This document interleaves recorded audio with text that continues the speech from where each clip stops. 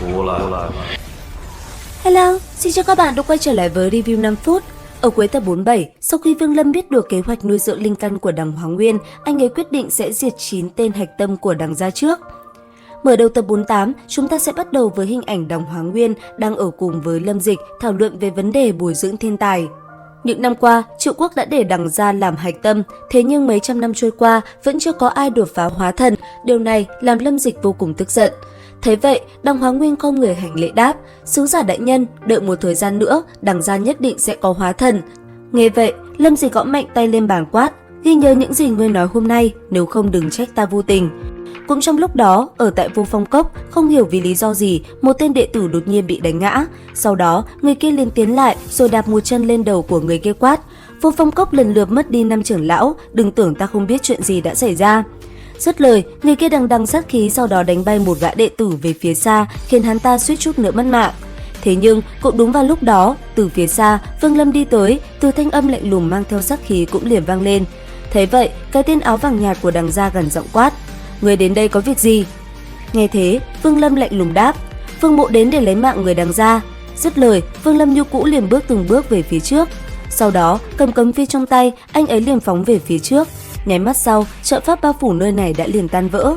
Ngay sau đó, thân ảnh Vương Lâm như tia chớp, trong nháy mắt đã đến gần đám đệ tử người của Vô Phong Cốc, khiến bọn chúng sợ hãi.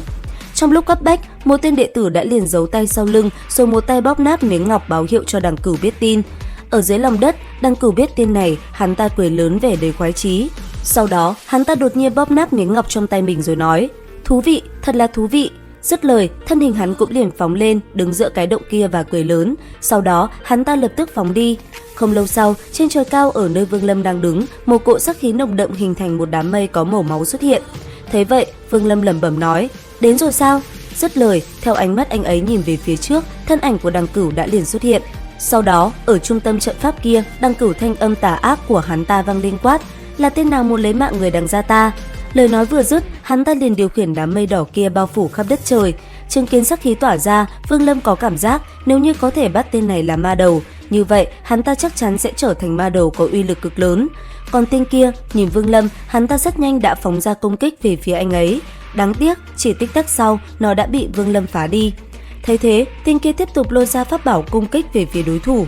Tuy nhiên, pháp bảo đánh ra đến đâu, nó đều bị cấm phiên chặn lại đến đó. Cuối cùng, sau một hồi hiểu được bản lĩnh của Vương Lâm, đằng Cửu bỏ chạy. Nhìn hắn, Vương Lâm cũng lập tức đuổi theo. Cảm giác nguy hiểm, đằng Cửu lập tức ném ra một hạt châu về phía Vương Lâm rồi nổ tung. Thế nhưng, Vương Lâm vẫn chưa dừng lại, đuổi theo tên kia. Khi tới gần, cơ cảnh thần thức phóng ra, trong nháy mắt đã đến trước người đằng Cửu. Đến đây, đằng Cửu dừng lại, hắn ta quỳ xuống nói, tiền bối, tại hạ nguyện nhận ngài làm chủ nhân, xin ngài tha mạng. Nghe vậy, Vương Lâm lạnh lùng nói, ngươi không thể sống, bởi vì ngươi họ Đằng. Dứt lời, cơ cảnh liền phóng tới người tên kia và lấy mạng hắn ta.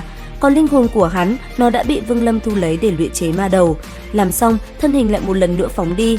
Tiếp theo, mục tiêu của Vương Lâm chính là Đằng Bát, cái tên thứ 8 trong những kẻ hạch tâm được đằng Hóa Nguyên bồi dưỡng. Nhất thời, khi Đằng Bát đang phi hành thì bất chợt, hắn ta nhìn thấy mây đen ùn ùn kéo tới. Thế vậy, phi kiếm trên tay hắn liền xuất hiện. Ngay khi thấy Vương Lâm hiện ra, Đằng Bát đã liền phóng thẳng về phía đối thủ. Thấy vậy, Vương Lâm cũng liền cầm cấm phiên đón đỡ. Sau một hồi giao chiến, tên kia không thể làm gì được Vương Lâm mà chỉ đành bỏ chạy. Thế thế, Vương Lâm đột nhiên ly thể, hư ảnh tôn hồn đã liền xuất ra và lao về phía của Đằng Bát, hút đi hồn phách và nguyên anh của hắn. Làm xong, Vương Lâm chợt dừng lại, mục tiêu tiếp theo của anh ấy lại là một tông môn khác. Rất nhanh, anh ấy cũng đã tới nơi. Khi gần đến nơi này, Vương Lâm phát hiện ra Đằng Lục đang phi hành chạy về đằng Gia Thành. Thế thế, Đằng Lục liền gia tăng tốc độ đến cực hạn. Đáng tiếc, hắn ta vẫn bị cực cảnh đánh trúng và phế mất hai chi. Liều mình, tên này liền thiêu đốt linh hồn gia tăng tốc độ đến cực hạn bỏ chạy. Thế vậy, Vương Lâm lập tức gọi Hứa Lập Quốc cùng ma đầu thứ 3 ra đuổi theo hắn. Thoáng chốc, tên kia cũng bỏ mạng, nguyên anh cùng thần hồn biến mất. Đến đây thì hết tập 48 tinh nghịch. Xin chào và hẹn gặp lại các bạn ở những video tiếp theo.